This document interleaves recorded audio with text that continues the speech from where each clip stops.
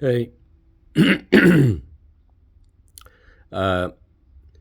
gonna read a reading this morning from a old counterculture zine called The Envoy of Bedlam, which a friend, Damien McGregor, used to produce out of his attempt at an alternative media outlet in Dunedin called Mint Video Store.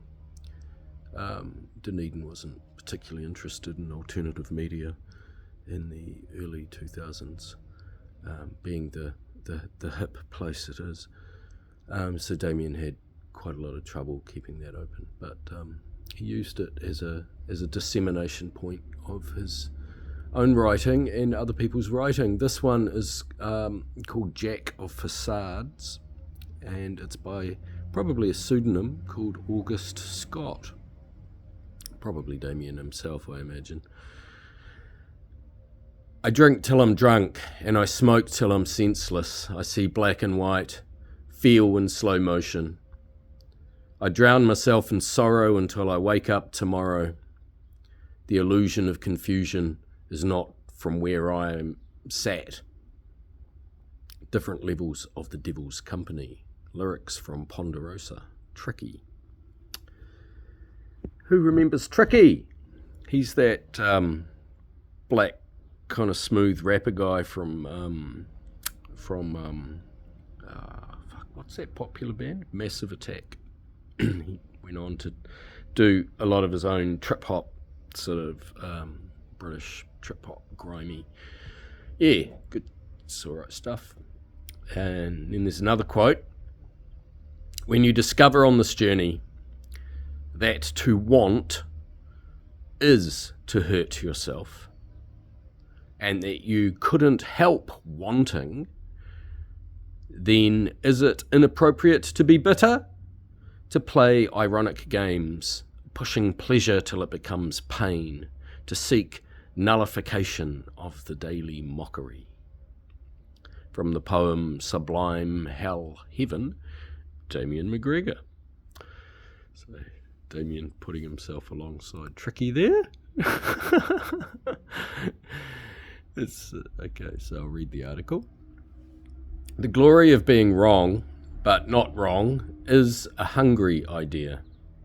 To cavort with social travesty. Sacrifice respect for a diabolical truth. To play the adversary.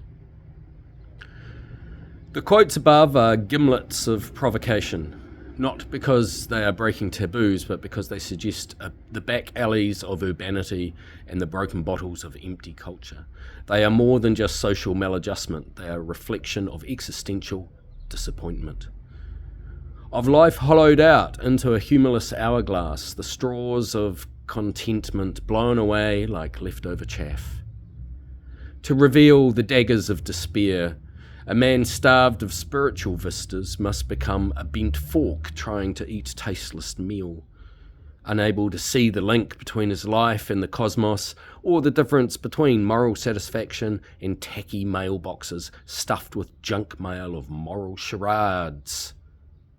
Just makes me think of art galleries. The theatre of happy society measured by its stage curtain cliches, the owning a house as a happy life performance, and other long-lived West End shows.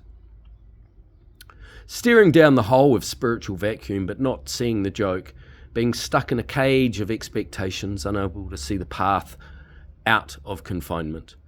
To find someone here at the bottom of hope who can make you laugh at your painted prison is almost a magical thing. Someone who makes the seriousness of keeping up appearances as a game.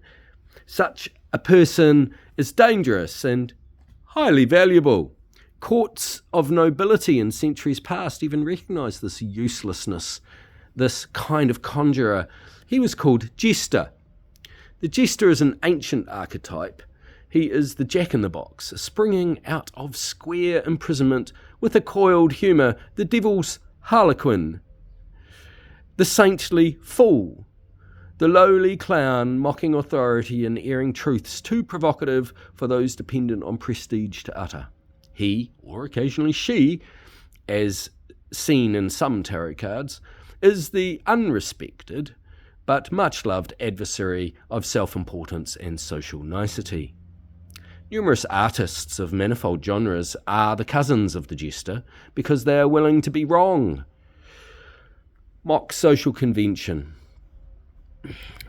conventions in an unrespectable fashion in order to be not wrong, truthful about social disparity and spiritual vacuity. Some people, in fact, are compelled to play the adversary, not simply because they are adverse to social hypocrisy, but become, as they discover sooner or later, it is part of their personal spiritual evolution to be the challenger of convention and a mongerer of humour. And then we've got the article continued over leaf, which I don't have. But yeah, I concur with that. It strikes a chime. Did you hear the chime? There was a book called Trickster, how Trickster creates this world by, oh God, what was it? The author. Yeah, academic kind of mythological book around Native American trickster myths, Hermes Trismegistus, and some African equivalents. Looking at the trickster character, the in-between realms. Wonderful story.